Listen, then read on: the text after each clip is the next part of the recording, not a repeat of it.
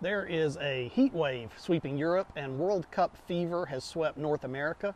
Soccer fans from around the world have discovered free refills and ranch dressing and everything else that makes America America. And what that means is we are in the throes of summer, which means also that American teachers are enjoying a well-deserved vacation.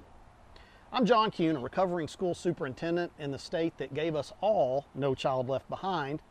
I used to bite my tongue, but a heart attack ended the superintendent chapter of my career, so here I am, free to speak my mind.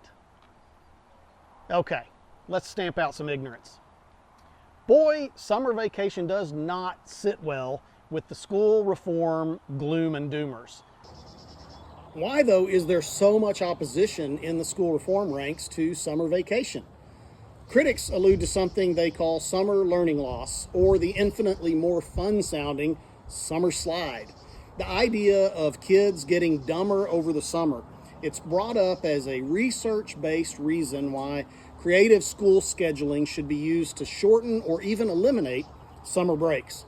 Political appointees in education agencies and ed reform think tankers, they often advocate for school calendars that have short breaks scattered throughout the year and no lengthy summer off. And their rationale is that during the summer off, kids slide. They fall behind, and then that learning has to be made up. And so if you eliminated these long summers and you just had these short breaks scattered throughout the year, you might avoid the summer slide. Being anti-summer break is currently kind of the coin of the realm. Now, to be clear, I am not personally against year-round schooling if it's something that a community chooses for itself. I think it's an option, and if it's the right fit for a community, then I'm all for it. What catches my attention, though, is kind of the moralistic tone, the crusade around getting rid of summer break, as if it is obviously, the right thing to do. The self-assured proclamations that summers off are for sure detrimental, period, end of debate. That bothers me because I don't think there is a basis for such confidence. The absolute certainty around the proposition bothers me because I'm not convinced that summers off not only aren't bad, I think there's a good chance they might be the secret sauce that has helped America to become the economic, social, scientific, creative, and military powerhouse that it is today. That's a question that researchers just aren't asking. They just ask the question, do student test scores drop after a, 2-month summer break? It stands out to me that education reformers have energetically bashed our education system for decades, even as our nation's economy has done nothing but expand and expand and expand. It's kind of like cursing the quality of the dirt in your garden, even as your crop yields just keep growing. It doesn't make sense unless you want to devalue the asking price for good farmland so you can buy it on the cheap, right? Narratives like this that are built on overheated rhetoric rather than on honest and thorough analysis, they deserve a healthy dose of skepticism. So when it comes to summer vacation, the research getting the most coverage follows a pattern. It uses standardized test scores as a proxy for educational quality, as though those two things are one and the same. But they're not. Kids, and especially poor kids, they lose ground on their standardized test performance after summer break. So ipso facto, the argument goes, summer vacation is this terrible thing, and we should all hate it unless we don't care about poor kids and we want them to fail. That's the moralistic framing that is used to shut down debate over the core issue of whether summer break is even harmful, because summer break might be beneficial. There have been attempts from time to time to legislate year-round schooling in some states, including mine, and the story goes that representatives of the summer travel industry have historically opposed such moves. Now, I don't know if that's true or not, but I know when I was a kid in school, we would hear ever so often that the legislature was thinking about going to year-round school. It would scare us all, and then we would hear that, no, they didn't do it because Six Flags saved us, right? Again, I don't know if that's true, but that's been the story for a lot of years around here anyway. And it makes sense if kids are not out of school, the number of families packing up for the great American road trip is going to decrease, right? Hotel stays would be fewer, amusement parks wouldn't sell as many tickets. You can't go to Disney World if you're sitting in math class. So the first and most obvious question is, do kids lose learning over the summer? The research is clear that performance on standardized tests declines after summer break. But that's not the whole story, because there's this other question that no researchers seem interested in delving into. What else is happening during summer breaks? Because childhood is not just about what can be measured with multiple choice questions. Maybe a trek to a state park with mom and dad and brother and sister isn't just simply lost cognitive development for a kid. Maybe it's something else entirely. It is, after all, a vastly more engaging and sensory-loaded childhood experience, and it triggers a million more neurons than sitting under buzzing fluorescent lights, reading about that same spark and trying to imagine the smells and sounds. Maybe that idea that summer's off with free play and friends and explorations on bikes in the neighborhood and trips to a splash pad and movie nights with popcorn and, at least sometimes, maybe a lot of the time, no adults to be found. The idea that those are a net negative for kids, maybe that's just a ridiculously simplistic take, right? Maybe it's completely reductive. A take that assumes the only important learning is what can go on a test, as if we are training bots to pass tests instead of preparing multi-dimensional humans for the very unpredictable test of life, right? There's a good chance, I think, that fire-lit moments roasting marshmallows under the stars are every bit as valuable for the development of that child's heart and mind as simply adding more days to the school calendar. I'm not saying that school isn't good for learning. Obviously, sure, it is, absolutely. But it isn't the only ingredient in forming a well-rounded American mind. If it is, we're doing something wrong. You know, when it comes to food, we have a food pyramid because the body needs more than just protein. Is protein important? It certainly is. It's not the only thing the human body needs. Well, classroom learning is a lot like protein. It's super important, but our kids also need other things. They need carbs and they need fats.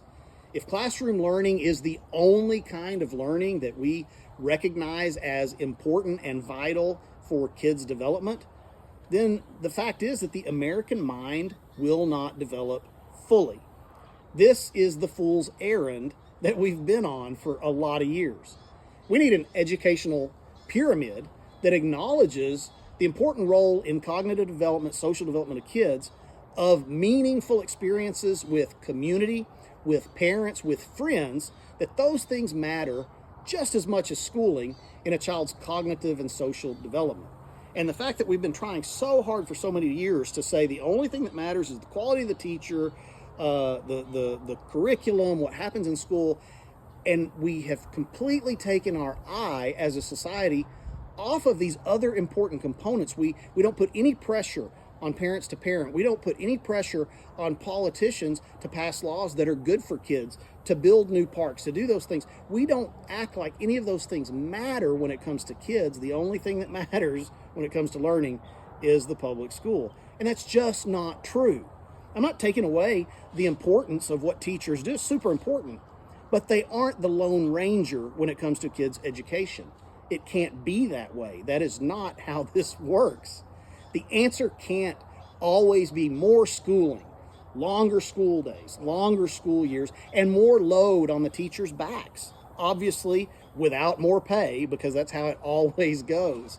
That one-dimensional approach is counterproductive if our goal is a strong national future. We can't pretend that the teacher and the school is the whole ballgame, because it's not. One of the main reasons for this channel is that education policymakers, in my experience, seem to struggle when it's time to question their own assumptions. They just don't tend to critically analyze their own biases, admit that they're wrong, or ever switch gears. And that's okay. That's why you and I are here. And so today, it's an unquestioned orthodoxy among education talking heads that summer vacation is just bad for kids and good for teachers. The reason we have it is because teachers are lazy and selfish and they don't care about kids, right? Like that's the subtext that we always tend to see bandied about when people talk about summer vacation.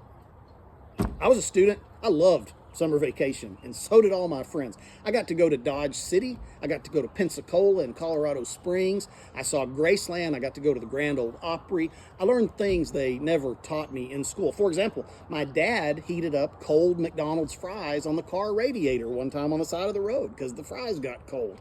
I didn't know you could do that. Never taught me that trick in school. And when we weren't traveling during summer, I was riding bikes all over town with friends during my summers off, exploring creek beds, getting into things, picking up the small town equivalent of street smarts, dirt road smarts, you might call them. I was learning common sense the only way you can, by doing dumb things with limited adult interference, and realizing the hard way that at the end of the day, I'm responsible for me. The idea of getting rid of that opportunity for kids, that experience, that free play, that unsupervised time, the adventure of summer, the idea of getting rid of that, it scares me. I think it flippantly changes something fundamental to the American experience that we've known for ages. It trades away free play, exploration, and family time for the safety and predictability of bells and bathroom breaks. Now, I know what some of you are most likely thinking right now, and that is that, they're poor kids. They don't always have parents that will take them on vacation or that can financially take them on vacation. And some kids can't ride bikes in their neighborhoods because their neighborhoods aren't safe. And yeah, that's true. But we have to be honest about what problem we are trying to solve. Schools are important, absolutely. Good schools are vital. But schools aren't everything. They can't become a replacement for every broken part of society, or the schools will collapse in a heap of unrealistic expectations. We don't fund them to be this catch-all repair shop for social disarray. We don't fund them for that, right? And we wonder, why are schools always getting more and more expensive to operate? Here's the point. A breather between school years is not a bug in the American education system. It's a feature. It's a strength. Does this break trace its history to farming and parents needing kids' help on the farm, right? That's the story. I don't know if it's true or not, right? I wasn't around back then. But that's the narrative, right? And so a lot of people are like, see, it's outdated, it's archaic. We don't need to be doing that anymore. These kids don't live on farms. Honestly, I thought harvest season was in the fall, not in the summer. But even if that origin story is true, it doesn't mean the summer break serves no benefit today. Just because something is old doesn't mean it's automatically bad and should be done away with. Like, we've been dividing hours into 60 minutes since the Babylonians, and no one is running around saying, well, that's outdated. We need to change our clocks so that they're, not divided into 60 minutes. Nobody's saying that, right? Sometimes things stand the test of time because they work and they're good. The title of this series is Let's Be Honest, and I always want to ensure that biased perspectives don't hijack the conversation by just assiduously excluding points of view that challenge some preferred narrative. So I'll often contradict packaged messaging that has gained steam as a result of getting limited pushback. I'm not trying to be difficult. I'm not just trying to, be controversial. What I'm trying to do is save us from policy mistakes that get made just because an idea becomes buzzy among the cognoscenti. Now, in the next episode, we're going to dig even further into this topic and talk about the bigger issue under the summer vacation debate, confusing what's easy to measure with what actually matters, because those aren't necessarily the same thing. The summer slide debate, it rests on this bigger question about standardized testing and the role that we allow these imperfect tools to play in not only shaping opinions about our schools, but shaping the policy landscape that dictate how school goes for generations of kids, right? We are building on feet of clay if we pretend and accept the pretense that standardized test scores equal the education of children. When it comes to summer vacation, standardized test scores definitely decrease after summer vacation. But what is a standardized test? When kids get back from summer break, they are doing worse when it comes to answering a question about the author's reason for writing an essay about seahorses, or when it comes to solving a multi-step math problem involving the calculation of interest, right? Those are the kind of things that kids are doing more poorly on after summer break. Those are very discrete, specific tasks that are tailor-made for standardized tests, right? But nobody's asking the question, what are kids better at after summer break, right? How many of the soft skills that employers want to see have kids improved on over summer by spending time with friends, by working out disagreements, you know? There's no one that I've seen answering those questions. Could it be that there are things that kids do over summer break without the structure of school that are good and necessary when it comes to their ability to develop critical thinking skills, creative problem solving skills, relationship building skills, teamwork? Is it possible that when you add it all together, summer vacation makes us a stronger nation because it makes our kids a little bit different than kids who do nothing but study schoolwork all the time? One of the most common gripes you'll see about summer vacation and about teaching is that teachers are overpaid. The teaching career is easy because these people get paid for 9 months of work, but they get paid for 12 months. And I want to address that because you see this in the cesspool of comments on news articles about education ad nauseum. You just always see it. Comments like these are actual quotes. Must be nice to have the summers off. I wish I got 3 months of vacation. Teachers only work 9 months a year. At least you have summers off. First of all, sour grapes are unbecoming. Anyone that jealous can just quit their job and go into teaching, and then they too can enjoy the easy street of June and July in exchange for getting their butts kicked the rest of the year by kids, parents, politicians, school administrators, and other people like people online, keyboard warriors. They just have to get their butts kicked 10 months a year in exchange for June and July. There are alternative certification programs, and we definitely need more teachers. So if it really is such a great deal, stop commenting online and go get a certificate and join us. Come be a teacher. Secondly, it isn't 3 months off, okay? It's 2, and a lot of times it's less than 2 because a lot of us have to have professional development hours during the summer. And then third, and here's the let's be honest portion of today's video. Teachers get paid during the summer. They don't get paid for the summer. Now, every teacher in America that's hearing this is like, duh, like everybody knows that, right? And honestly think the people who are commenting that teachers get paid 12 months for just 9 months worth of work, I think they really know, but it's such an easy thing to say, right? It's just such easy pickings to throw that out there, right? It's not complicated. If you don't have the anti-teacher bias and you can be honest, it's very simple for you to understand that teachers aren't getting paid for 12 months of work. They're getting paid for the amount of work they do. See, teacher salaries across most of the U.S. are tied to a daily rate.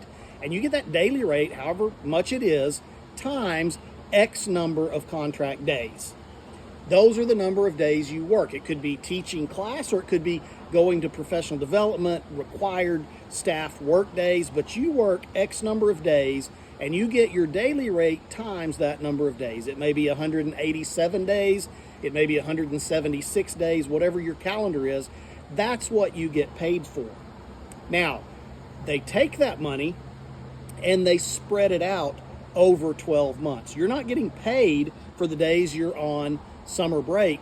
You're getting money held back from the regular school year in reserve so that you can make it through the summer. You're getting paid for your 187 days, but it is spread out over 365 days, so you can feed your family during the summer vacation.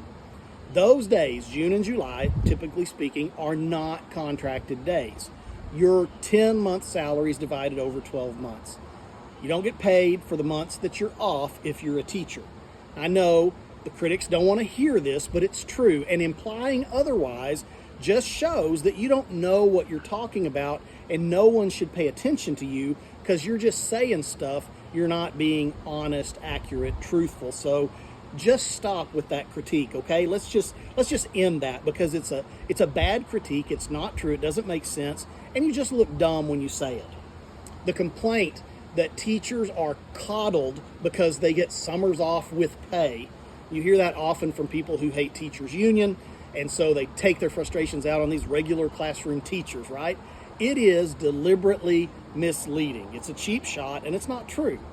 These people that are alleging luxurious pay and benefits for teachers on account of summer breaks are, I think, really, honestly, intelligent enough to know that a teaching job is a 10-month job with 10 months of pay spread out over 12 months. I think they know that, and yet they misinform deliberately because it's, I guess, a political spin they want to put on things, right? So they mislead on purpose. And to me, it's like saying that lobster fishermen are jerks because they only catch lobsters in season, but they're still out there buying groceries for their families during the rest of the year like a bunch of rich celebrities, right? I've seen this critique mindlessly repeated like a bazillion times on X, on Facebook, in YouTube comments, news article comments, and a lot of times you see defensive teachers get on and try to push back, and what they try to do is just explain the facts of the situation, and they do this over and over again, and then they end up getting sucked into these flame wars by keyboard warriors who really honestly know they're not telling the truth, right? They're just trying to provoke an argument so they can then double down and say other ugly things about teachers to teachers, right? They don't have intellectual honesty. So one goal in my series here is to arm you with a ready-made rebuttal to that criticism that teachers get paid 12 months, even though they only work for, people say 9, they really mean 10. So if you're a teacher and you ever find yourself tempted to be on the computer and type in all caps, "We don't get paid for the summer," if you're ever tempted to get online and do that, please don't. Don't do it. Please, please, please, for the love of Horace Mann, just save the link to this video in your notes app, and then when you feel tempted to write that or to type that, just paste the link to this video each and every time somebody uses summer vacation as a cheap shot to criticize teachers for having it so easy, right? A couple of benefits. Number one, you don't have to answer and get sucked into a flame war. Number two, I get more views. Benefit number three, these intellectually dishonest people who are saying that, they're stuck having to watch this video, which is a punishment worse than death. So that's the idea, right? That will prevent you from having to try and defend yourself and just get sucked in to these arguments with people that are posting this fake narrative. And when you do that, when you post and try to rebut it, it doesn't work, because then they just move on to their next mean-spirited lie. And that's what that is. It's a lie that teachers get paid 12 months of pay for 10 months of work. That is not true. Now, as for you, I want you to do me a favor and go and like and subscribe to this page. I do want to note one other thing, and that is that the blog for NWEA, which is the maker of the MAP test, they have a really good article. I'll put the link in the comments where they talk about the use of standardized test data to argue that summer break is bad for kids. And it's a really good article because it's honest, and it acknowledges very clearly, especially in the last paragraph, kind of concluding that you just can't make the case. The case against summer vacation is paper thin, and we really don't need to build a structure on it without scrutiny and further questioning that's not tied just to results on standardized tests. Education is a holistic endeavor, and when we gauge and judge educational practices, we have to do so by looking at holistic type data, not strictly how kids do on a bubble test. So until next time, class is dismissed. Thanks for watching. We'll see you around.